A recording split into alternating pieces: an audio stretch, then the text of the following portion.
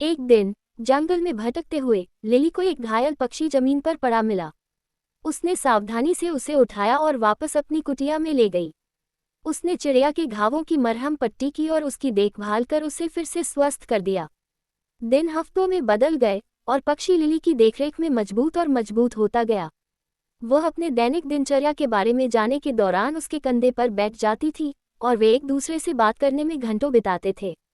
एक दिन चिड़िया ने लिली से साफ और स्पष्ट आवाज में बात की।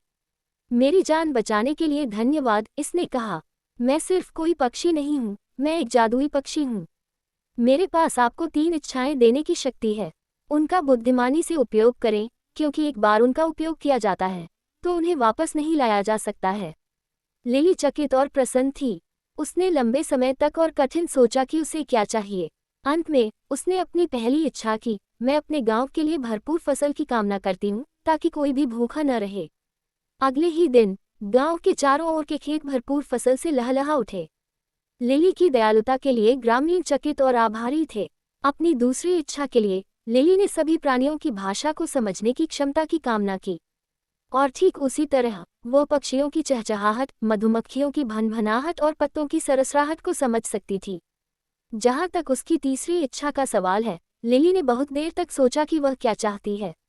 अंत में उसने अपनी इच्छा व्यक्त की। मैं हमेशा प्यार और खुशी से घिरी रहना चाहती हूँ।